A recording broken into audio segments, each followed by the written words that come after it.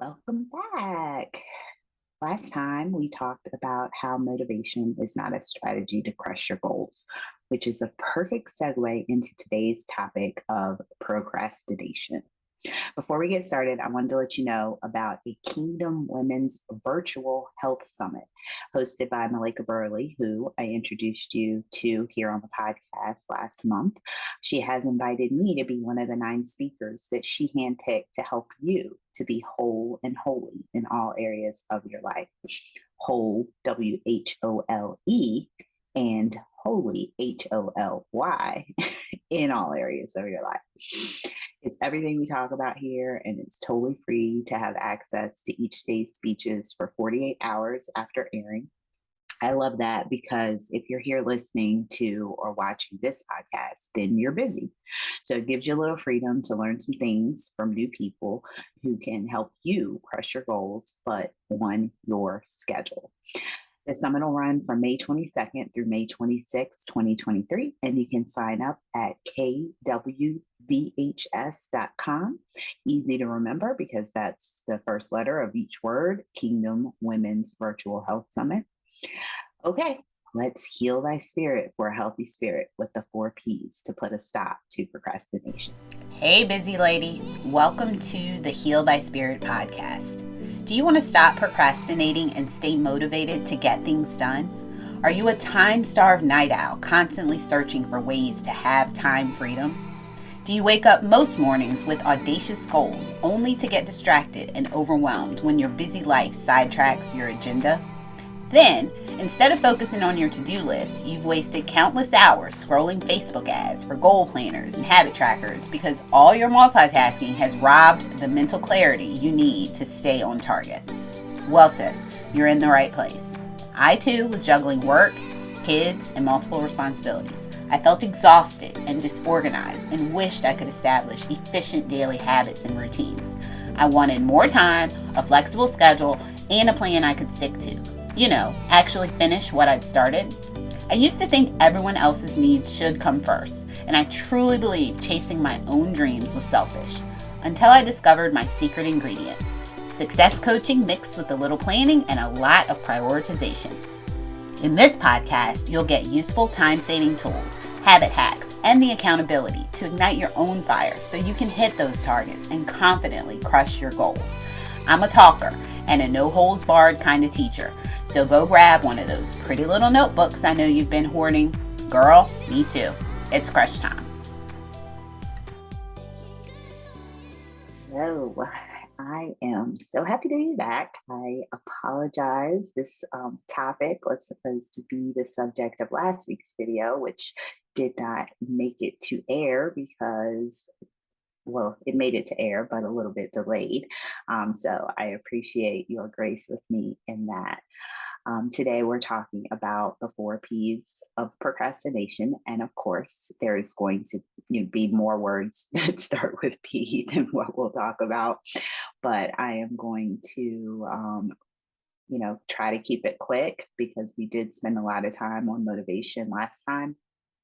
And it's really, one of those things, procrastination is not going to be an overnight thing where you can get over it, because there's times that you are going to procrastinate and not be able to do the things that you set out to do, just because of the reasons that we're going to talk about today. So the key to it, or the goal, is to be aware so that you can set the intention and have, I guess, a toolbox, so to speak, in order to kind of limit the amount of procrastination that is what's standing in the way of you reaching the goals that you're trying to reach. All right, we're going to stick to our acronym, and I will give you our scripture. Comes from the letters that Paul wrote to the Romans. It's Romans 15:18, and it says, "For I will not venture to speak of anything except what Christ has accomplished through me to bring the Gentiles to obedience by word and deed." And obedience itself is a huge topic that we could definitely, spend minutes or hours discussing. But the point that I want you to get in your head is that procrastination is really the opposite of obedience. If there is something that's on your heart that you want to do, you want to act on it by not just talk about it by word, but actually do it by deed. And if you are not procrastinating, you're being obedient. If you're being obedient, then you are not procrastinating. So there you go. Identity, your mindset. Why do we procrastinate? Well, of course, I have to give you the definition of procrastination, which is the action of delaying or postponing something. Procrastination is often driven by your underlying feelings of distress or anxiety elicited by a different task. But there are ways to kind of navigate the discomfort and beat the procrastination. Now, I know that this is about the four P's of procrastination, but the reasons that I came up with to explain why we procrastinate all happen to start with the letter D. I can't help myself. I'm sorry. Not sorry. So first, the first D is desire or displeasure. We don't really want to do it, so we do everything in our power to keep ourselves busy with other things. Mind over heart. You know, in your mind, you want to do it, but if it's not something that you like doing or something that actually brings you displeasure, that's going to be a reason that you're going to try to avoid it, you know, mentally. And this is all not conscious things where you're thinking, because consciously speaking, you think that you want to do the thing. That's, you know, why you have it as a goal to begin with, or the action that's leading up to the end goal. So desire or displeasure. Disinterest, so boredom. A lot of times you might hear, I mean, if you're a parent, you might be experiencing this with one of your children where they're super smart, you know, things come to them easily, but they're just not interested in what's happening at school. So they're not doing well. That happens for us as adults as well. You know, sometimes things are very easy and it's not, you know, because it's hard that you don't want to do it. It's just not boring. It's boring. It's not engaging. It doesn't stimulate you. It doesn't give you that whatever, that oomph to get going with it. So there's that. And then of course there is the difficulty. Sometimes it's hard. I want you to remember you can do hard things. The fourth D would be doubt or disqualified. This is something that I struggle with on a regular basis, with feeling or lacking the confidence that the outcome will be successful, that, you know, who's going to want to listen to me, or such and such is already doing this.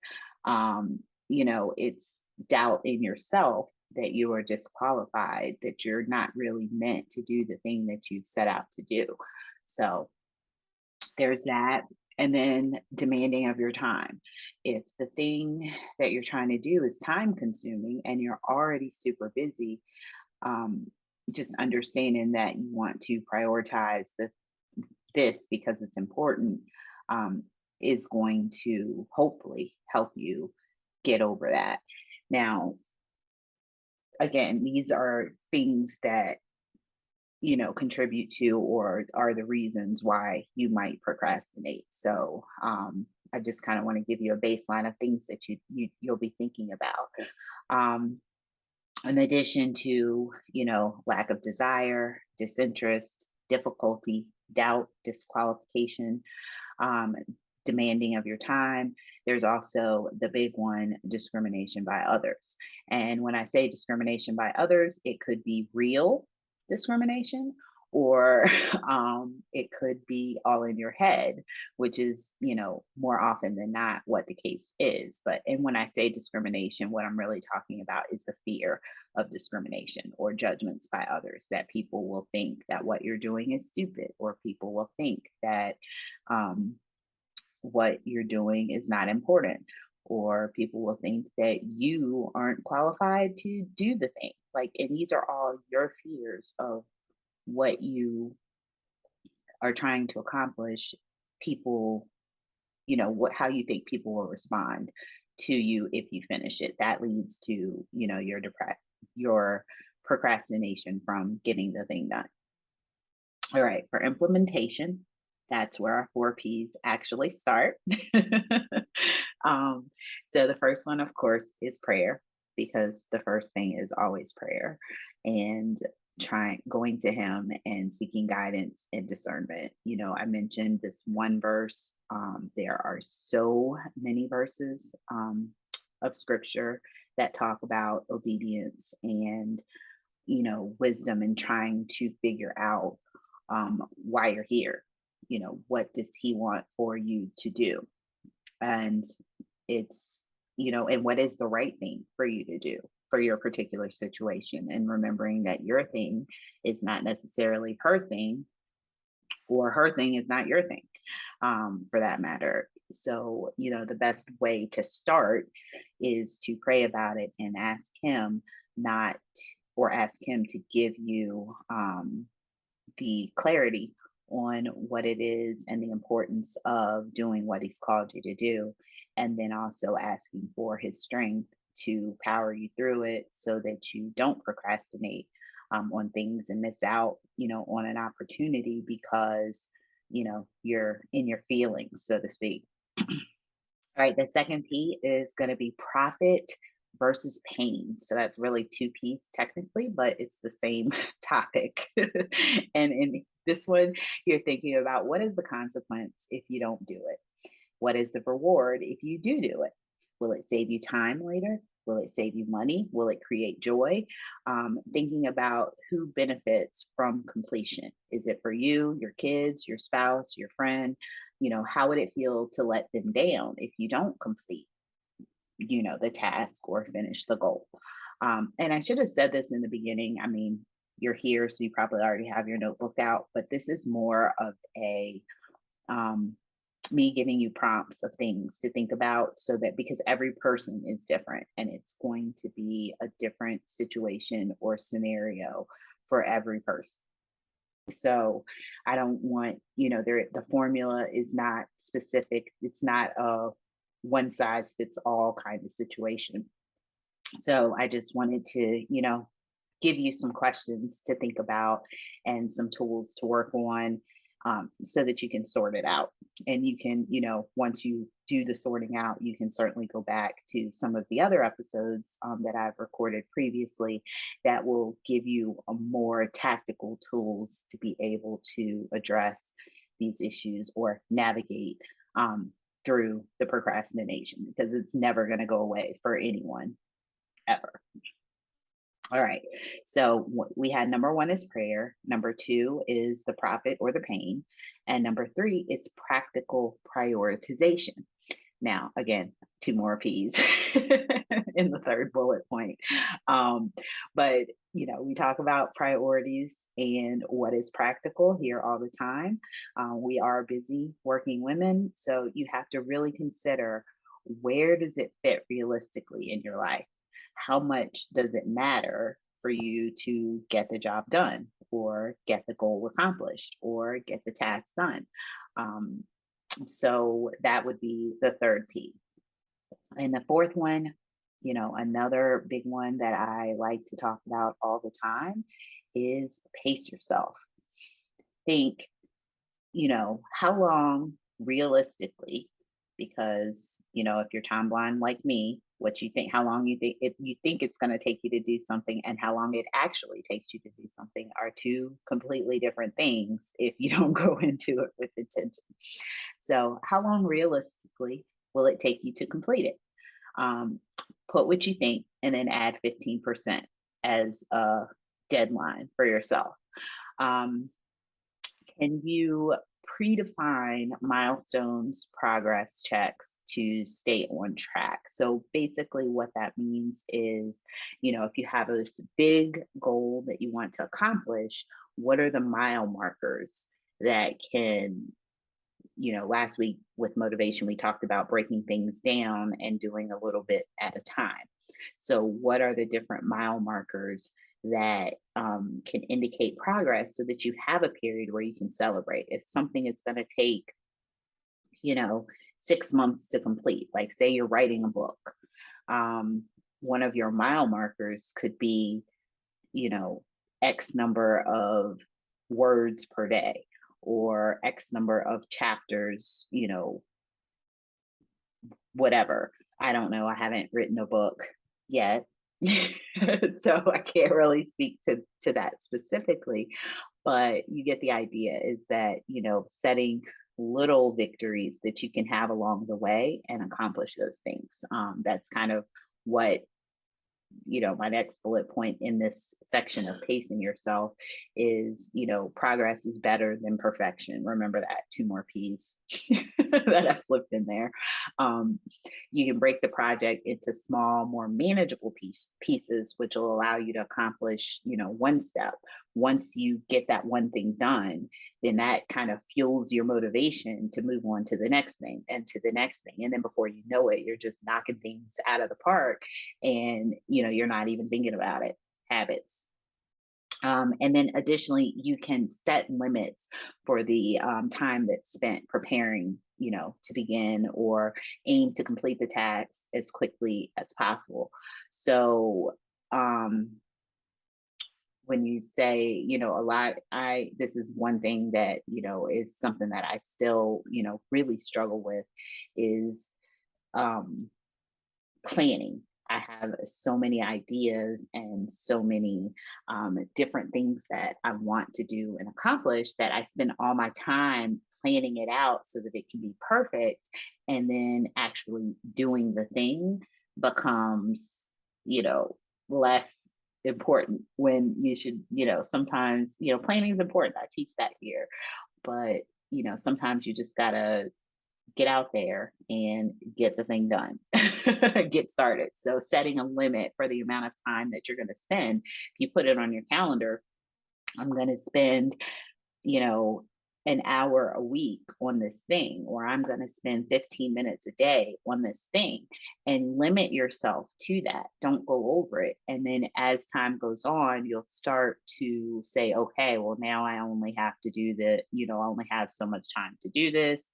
Um, you're going to be more productive in that limit of time. The other way to look at it, if it's something where, kind of like maybe your exercise routine or something like that, where you have a list of things that you need to complete to, finish the whole thing, aiming to do it as quickly as possible. Like I have this little thing with me where when I'm doing the dishes at night, because I don't like doing dishes. It's literally my least, well, not my least favorite thing, but it's down there low on the totem pole as far as things that I enjoy doing. Um, but what I'll do is I will, I what I hate more than doing the dishes is waking up the next morning to a sink full of dishes, which is a situation currently out there. I did not do dishes last night, so that's something that I'm going to do once I finish doing this podcast. And if you care, it's 6 a.m. on a Saturday morning. um, so, the getting back to that, what I do with the dishes is I will, look at the clock and I'll see how much I have, and I'm like, okay, let's see if I can get all of this stuff done in 10 minutes. So it'll, first it might be just getting the dishes done and into the dishwasher so that I can go to bed and finish my nighttime routine on my normal schedule. But it could be that I want to, okay, I'm like, okay, there's 10 minutes. Let's see if I can get all these dishes into the dishwasher, wipe down the counters, prep the coffee maker for coffee in the morning, and all these things. So it's trying to get as much things done as you possibly can in a set limit of time. So that is one example of that. With moving on to the resources. So I linked an article by Dr. Susan Whitbourne from Psychology Today. The link is in the show notes. You can go down the list and rate yourself. There's 12 types of procrastination. And these 12 types of procrastination came from PAWS, PAWS, which is procrastination at work scale. It was put together by Utrecht University's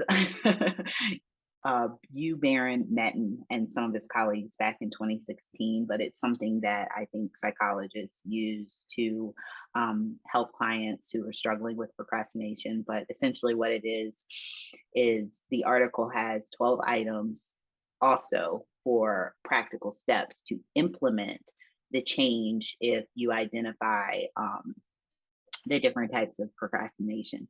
And it's funny because I came across the article after I did the notes for today's episode, and much of what I shared with you today is within the article. Additionally, I was struggling with the idea of incorporating the P, physicality, into the conversation. But lo and behold, Dr. Susan says, and this is a direct quote, procrastination may be seen as a product not just of an individual's tendency to slack, but a problem in the individual's environment. If you want to avoid procrastinating, try to place enough demands on yourself so you can resist the temptation to delay, distract, and divert. And it's kind of, in short, removing the physical distractions that delay your progress, and then direct your focus to the task that you are trying to complete. For example, leave your cell phone out of reach, remove or disable apps that distract you during focus time.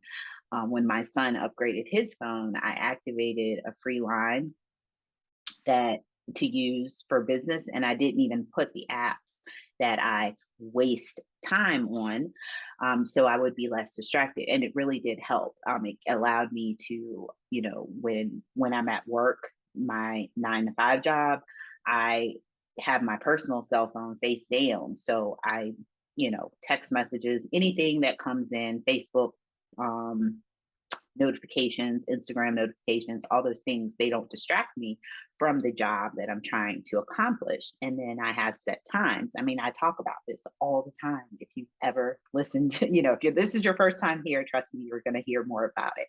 But that's really, and then separating, when I had the opportunity to separate my business stuff. And when I say business, I'm talking about things dealing with Heal Thy Spirit. When I separate that, I'm only, when I'm working on this podcast or this YouTube channel or a coaching, piece for a client or something like that. And, because I hear you, I need my phone because, the world is built on technology these days, and you don't know how to, not be on your phone. So yeah, silencing the notifications, but having 2 separate phones, that's a game changer. But I know that's not possible. Like I said, it was just a thing that was afforded to me because my kid got a new phone and we had an old one that was paid for that, I was able to activate with no additional cost. So you have to, keep that in consideration as well. But the point is, I still have access to what I need, but I don't have access to the ones I don't need at that particular moment. You could try working at your computer at your set goal time, and then you have full access to everything you need without the temptation of the phone. So there's that for resources. Check out the 12 types of procrastination. I wanted to go through them, but again, in interest of keeping things short, maybe we'll talk about them in the future, or do a deep dive into procrastination like we did recently on habits, but that day is not today. All right, so here's the truth. We are all going to procrastinate at some time or another, but it's something that you can overcome with practice. Another P word. Start with the 4 Ps we discussed: prayer, profit versus pain, practical prioritization, and pace yourself. give yourself grace and start with the one thing and continue to progress. I hope that helped you today, and I will see you again very soon. Thank you, ladies, for hanging out with me today. It's been a blast. Now, if today's episode was good for you and the Spirit leads, please write a review to help others find us and receive some of the value that you got today. Okay, until next time, I'll see you over in the Healthy Spirit Facebook group. Link is in the show notes for you procrastinators. May grace and peace be yours in abundance. Take care.